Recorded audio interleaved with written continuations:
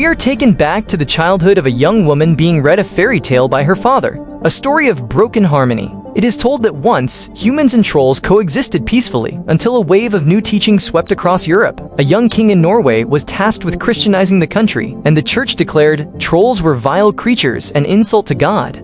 Cruelly, the young king exterminated them. Dragged under the burning sunlight, the trolls were turned into cold stone, a merciless slaughter that left a deep sympathy in the heart of the child. 3 years after the first incident, the young woman is now a researcher. She dedicates herself to studying the ancient creatures in the Jotun mountains. However, the tranquility of her studies is disturbed. An old colleague from a previous expedition arrives with a request. The current government has discovered a giant troll and has begun a new research project in the Framework power plant area. The project has stalled for 2 years and is on the brink of being shut down. The woman initially refuses. From the beginning, she never agreed with the government's approach to handling trolls. She even once received an arrest warrant simply for her dissenting opinion. But her colleague persuades her. They have indeed found the giant troll. Nicknamed Jotun, it is in a state of deep hibernation, surrounded by UV lights, a final security measure to turn it into stone. In the facility, the atmosphere is tense. The woman meets the project leader, a professor who views everything from a rigid scientific perspective. He looks down on the researcher, believing she is only caught up in myths and ancient songs. Despite the discomfort, the researcher briefly meets her other colleague from the first expedition, who is now pregnant with her old colleague's child. They find important clues there.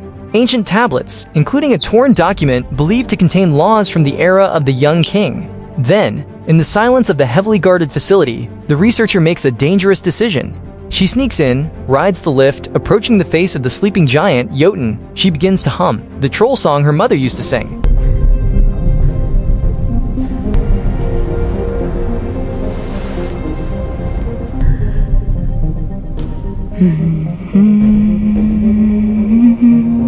No one anticipated the power of that melody.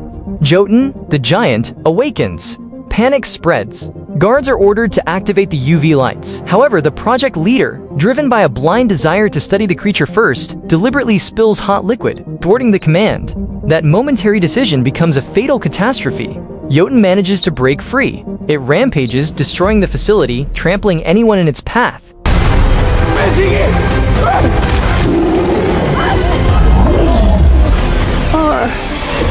The giant troll is free. Now, it moves, becoming a very real threat looming over the safety of all mankind. If the young king of the past destroyed them under the sun, what will modern humans do when the ancient giant demands vengeance? What is the cost of scientific ambition that ignores ancient warnings?